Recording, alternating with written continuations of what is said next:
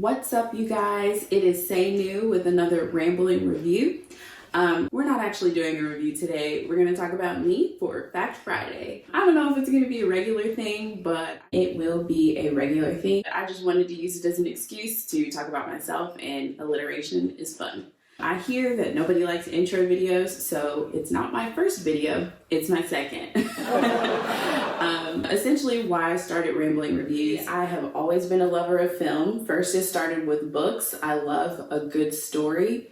And when I realized the ability to create books into movies and it can be just as good and exhilarating, that's when I fell in love with movies. And one of the best memories I have is that my dad made me watch the 1933, somewhere around there, King Kong, before making me watch the one with Jack Black, because he says that you have to appreciate the work done prior to appreciate the now. And even though that film is hella racist, I did enjoy seeing the juxtaposition of the old film versus the new. I thought it was so cool looking at the developments in technology, the better script writing, the acting. I thought that the movie had went a whole 180, and that was the turning moment for me that made me fall in love with film. I realized when I went to college for film that I like analyzing film, studying film, reading about film and why things happen, why directors do certain things, a lot more than making film. And I realized that was the way I wanted to go.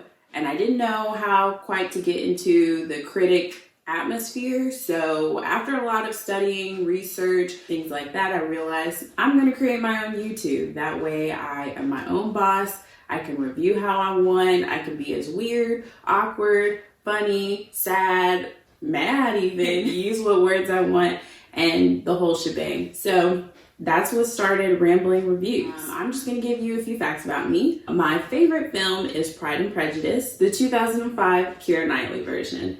And yes, it might be a girly movie. You might hear a lot of girls say they love that film, but I also love the book. It is my favorite book. The one, I believe it came out in 1995 with Colin Farrell.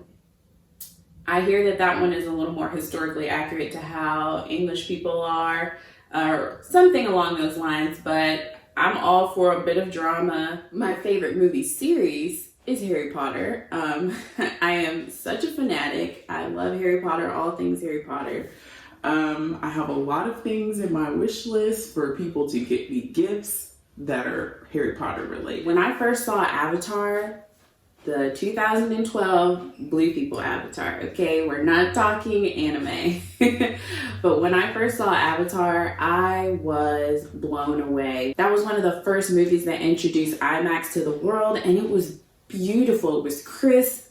The CGI was on point. I mean, think about the fact that the director took 10 years to make. He had that idea years ago, and he kept at it until there was enough resources, enough technology to make the film exactly how he wanted, and you could see it on screen. I mean, that is a beautiful film. Some people say it's just regular cowboy and Indians plot. It was nothing interesting, but I loved it. I'm so excited for the second one. Just can't imagine, how much better it's going to be, what kind of technology will serve the film now. I mean, it was one of the more beautiful CGI films I had seen. CGI is not always pretty. Sometimes people make it very apparent and it just looks terrible. The Lake House. If you've ever seen The Lake House with Sandra Bullock,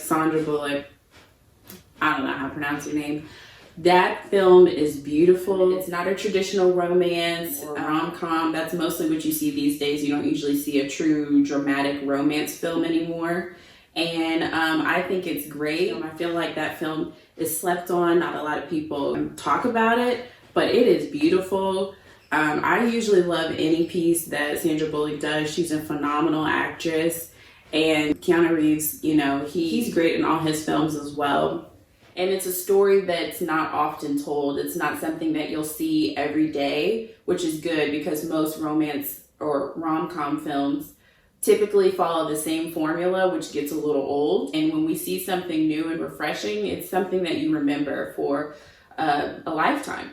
I'm not a huge scary film person. I do not watch any of the films with exorcisms and like demons. That is a no-go for me. I do like thrillers. One of the last thrillers that I think I thoroughly enjoyed is Us.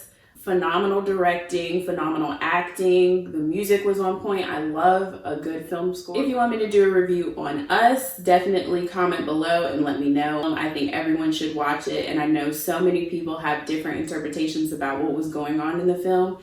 And one of the best things is when the director and the actors don't come right out and say exactly the meaning. When interpretation is left for the people, it gets people talking, it gets people excited and theorizing, and that's one of the best things that a film can do, is create conversation for years on. I definitely am watching a heck ton more of animated films than I used to. I used to not be somebody who watched animated films at all, but now I am a mom of two, and they are on repeat at my house.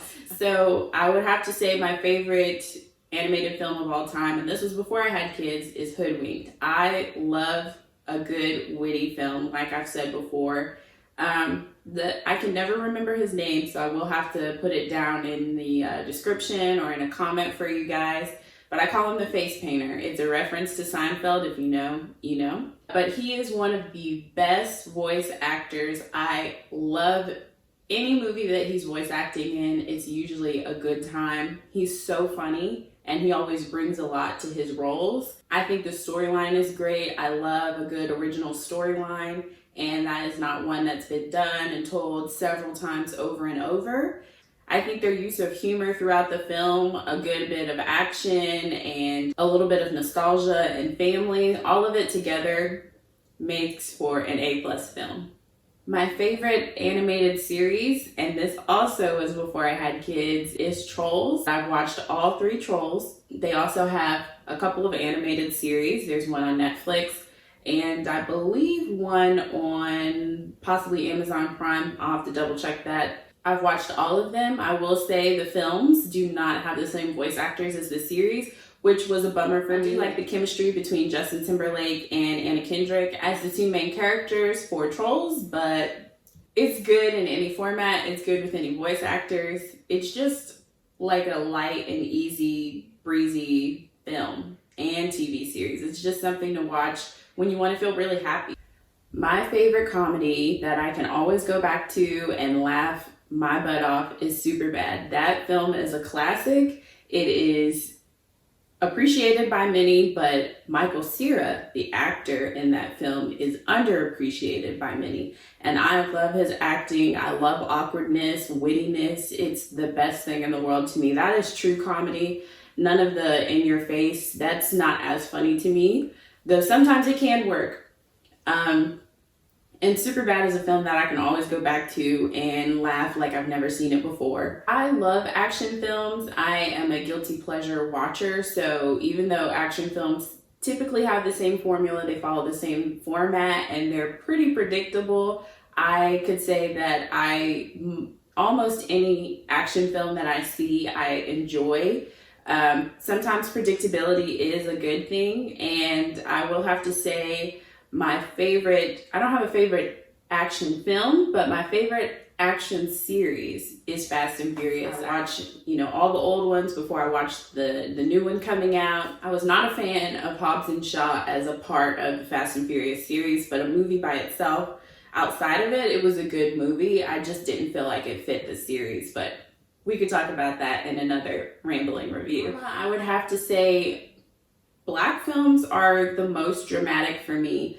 I may get some hate on this, but that's okay. I think some of the best drama actors are African American actors and actresses. These stories are stories that actually happen to African Americans, and that is why it's dramatic. That is why it's sad. But that's also why these actors do so well, because they know how important it is for our community. If you want to hear about more genres and favorite movies, definitely comment below. I know there are so many other things I could talk about: westerns, foreign films, crime films, and best directors, best actors and actresses, and so many more. And I'm sure I'll end up reviewing all of these films that I'm saying are my favorites. So definitely subscribe so you can see why I would even say that some of these are my tops. If you want another film like this for another Fact Friday where you ask me some of my favorites in different genres, or you want to ask about my film background, definitely leave comments below, or you can message me on my Instagram. It is linked in the description. And thanks for staying tuned with another Rambling Review with Say New.